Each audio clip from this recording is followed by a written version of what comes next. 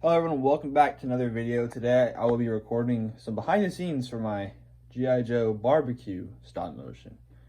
There's gonna be a lot of good choreography and hopefully some pretty cool shots. This is the first one of 2024, so let's get into it. I'm about to take actually a picture for Instagram real quick, but after that, I'm gonna get started on it. Alright, so I'm about to start with the first scene here, which is, there's only two scenes in this really.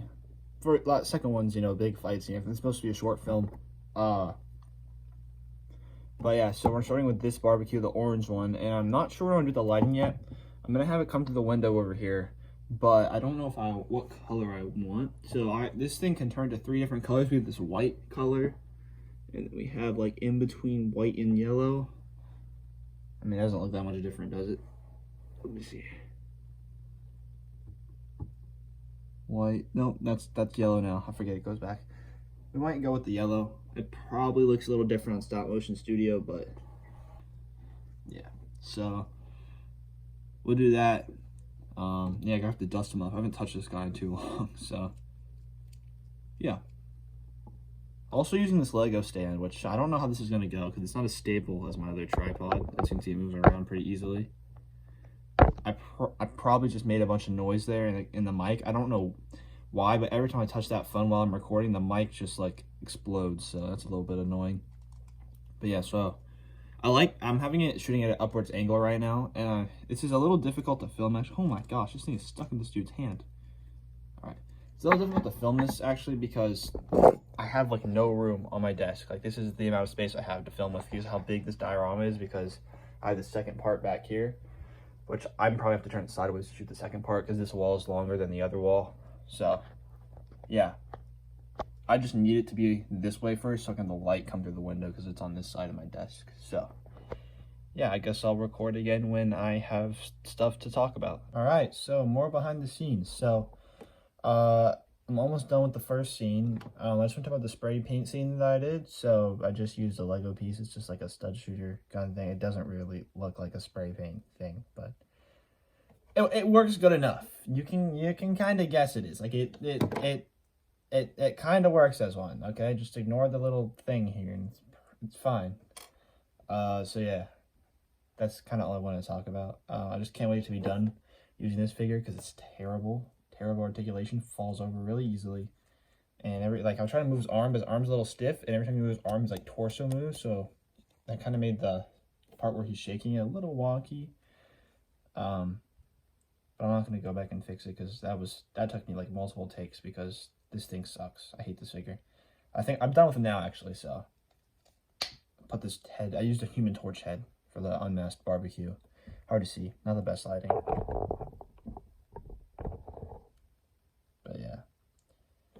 All I had, and it actually looks pretty close to what he actually looks like, so yeah. Hello everyone, more behind the scenes. This is day 2 of shooting this.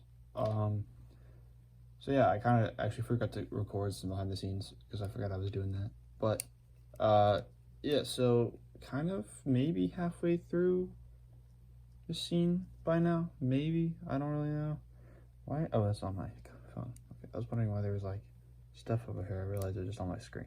All right, so yeah, so I'm not 100% happy with all the animation. That's annoying. With all the animation in this thing. I think none of it's bad or anything. I think it's all pretty good, but I feel like some of it could be a little bit better. It's just the fact that this figure is very difficult to animate with, and I wish I had a bigger space because, yeah, I don't have a lot to work with here. And also, I guess one thing I should mention, I do this a lot in stop motion, but basically, there's supposed to be another wall on this side, right? There's not, but there should be, right? And barbecue's technically facing this way, or no, he would be facing this way at one point. I'd still shoot him against this wall and just make sure nothing else was in it, so it looked like he was on a different wall. I do that a lot in stop motion to give the illusion of, I don't know, space. I don't really know how to explain that, but I think you kind of get what I'm saying. So yeah. And then what else? Oh yeah, so I was also doing this was last night actually, I was working on this, where I was, the Cobra Trooper was shooting the gun or whatever.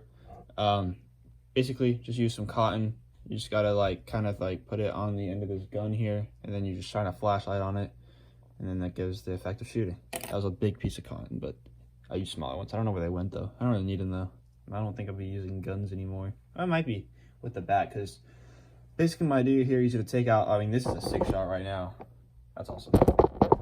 He's gonna take out both Cobra Troopers, which he's almost, actually he just took out him. So I'm moving on to the next part where he's gonna have to fight the bat, which is this guy right here. I have him battle damaged. I need to get him unbattle damaged, because in this part he's not supposed to be battle damaged. He's gonna be well, he will be eventually, but to start he's not. All right, so yeah, that is the next part of this. Hopefully that scene will take a while. This is going to be a little longer than I thought. Actually, I don't even know if it'll reach 3 minutes. It might. Yeah, also another thing frustrating with him, if you have him standing up and you try to move some parts of him, even if you have him sticky tack to the ground, the stupid drop down hips always make him move weird. So yeah, it's really difficult to deal with. But yeah, so I'm gonna finish the shot where he absolutely destroys this Cobra officer down here.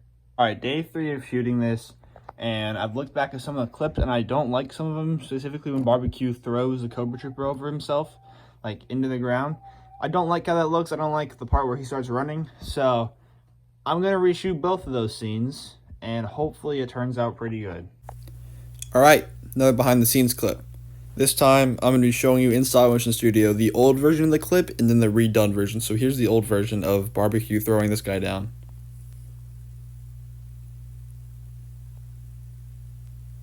Nope, that's the new version. Well, there's the new version. This is the old version.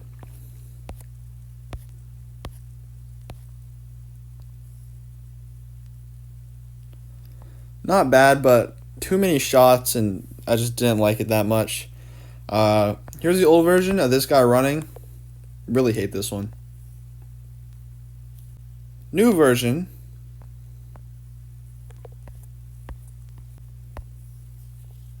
Not perfectly happy, but I'm happy enough. So yeah. Alright everyone, this will be the last clip for the behind the scenes video. So I want to talk about a few things. I'll talk about that in a second. But first I want to talk about the head movement. So one thing I do a lot, I feel like this is common knowledge with most stop motion animators, but some like newer ones might not know this. And I actually learned this recently last year in around September. But basically you want to, every time there's like a slower movement like that, or just body moves, not like an actual punch, or they're trying to, like punches, I did it somewhere over here. I don't know what I did. Okay. I don't know. There was a punch or an axe swing or something somewhere. It's probably over here. I'm trying to, I don't know, it's hard to explain. But, here, yeah. So basically when he's moving back, you gotta pause the frames for at least 2. But when he swings forward, if you pause it, it looks too slow. So you just unpause it and it looks like he's moving fast. So it's kind of like the natural flow of how you would move as like a human. Also helps like actually act out some of these scenes like in like real life, like with yourself, just like moving, trying to understand the movements. That's what I did with, not this, but when he, early on, this part specifically, when he grabs. Well, this one was harder because he can't actually reach across his body, so I ended up having to turn his body. It ended up looking good. I'm pretty happy with how that looks. Especially like how he's more like draped over his shoulder instead of like floating in the air, kind of like how I originally had it. Oh, was that my finger in the way? If I delete that, does it look bad? Not that bad. There's still a bit of finger here, but no, you can't really see that. So I'm not that worried. The other one was pretty apparent, but like you don't even notice it. Yeah, okay, yeah, you do notice it now that I pointed it out. Alright, we'll delete that frame. That's unfortunate. But yeah. And then as far as this axe throw goes, or not the axe throw, when he gets blasted and the axe flies. Here, you'll notice it got red. Like you see a few red dots there. That is because I basically had to cut a hole there. So I, like, took that picture, moved the axe, and then I've like the thing on the camera where you move the thing on the left side up on Stop Motion Studio, and it shows you your previous shot with like a low opacity. That's what I did here, so I could have it lined up, and I drew a line with a red Sharpie, which is probably not the best to use, but that's all I had with me, and I didn't want to lose the shot. so then I had to cut a hole through that, and I was able to fit the axe in it. So yeah, that's the last thing I want to talk about for this behind the scenes. So yeah, thank you for watching this video, and goodbye.